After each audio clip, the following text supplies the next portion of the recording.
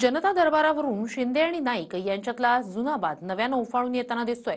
एकमेकांच्या मतदारसंघात कुरघोडी सुरू झाल्या आहेत। महापालिका निवडणुकीत स्वबळाच्या वल्गनाही ऐकू येत आहेत। ठाण्यात राजकारण कसं रंगलंय पाहूया या रिपोर्टमध्ये।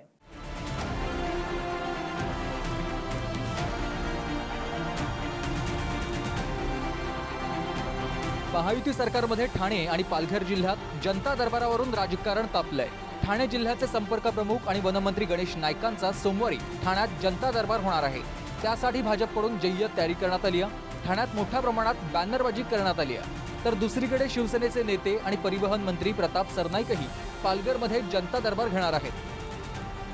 या सर्व दृष्टिकोनातून सुरळीतपणे व्हावी या संदर्भामध्ये आम्ही आज बैठक केलेली आहे आणि मला विश्वास आहे की ठाण्यामध्ये आज 3 मंत्री त्या ठिकाणी तसं बघायला गेलं तर आहेत। शिंदे साहेब आहेत, नाईक साहेब आहेत, प्रताप सर नाईक साहेब। तर हे 3 मंत्र्यांनी आज अजून जोमानं काम करतील आणि लोकांची या ठिकाणी सेवा होईल। तर मी राज्याचा मंत्री आहे, मी राज्यामध्ये कुठेही जाऊन जनता दरबार घेऊ शकतो। प्रत्येकाला पक्ष वाढवण्यासाठी, संघटना वाढवण्यासाठी आणि सर्वसामान्य जनतेचे प्रश्न सोडवण्यासाठी ही मोकळीक दिलेली आहे मंत्री म्हणून।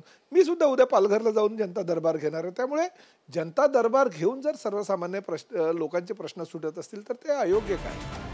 दिसताना हे सगळं सोपं वाटत असलं तरी यामागे नाईक विरुद्ध शिंदे असं जुनच राजकारण नव्यानं सुरू असल्याची चर्चा आहे। कारण गणेश नाईक यांनी पालघरमध्ये जनता दरबार घेतला। आपण ठाण्यातही जनता दरबार घेणार असल्याचं नाईकांनी सांगितलं।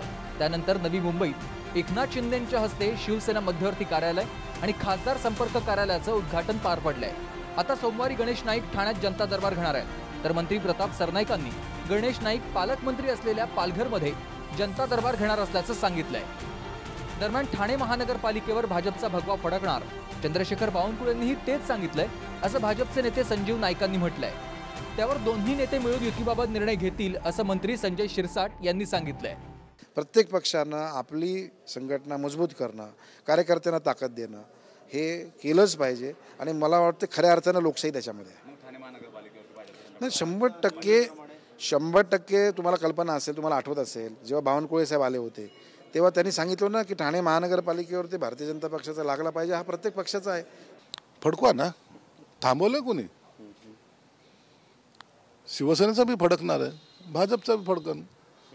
दोघं जर एकत्र ते आले तर महायुतीचा फडकेल आणि म्हणून कोणता झेंडा फडकवायचा या त्या नेत्याने ठरवलं पाहिजे।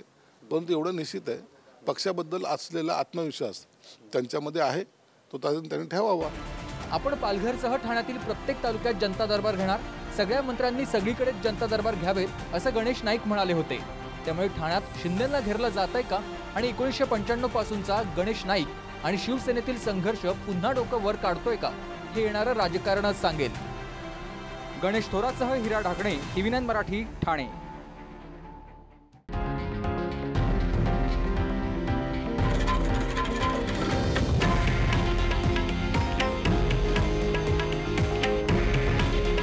हे आहे देशातील नंबर 1 न्यूज नेटवर्क आणि आपण पाहत आहात TV9 मराठी। काळजी तुमची, हित महाराष्ट्राचं।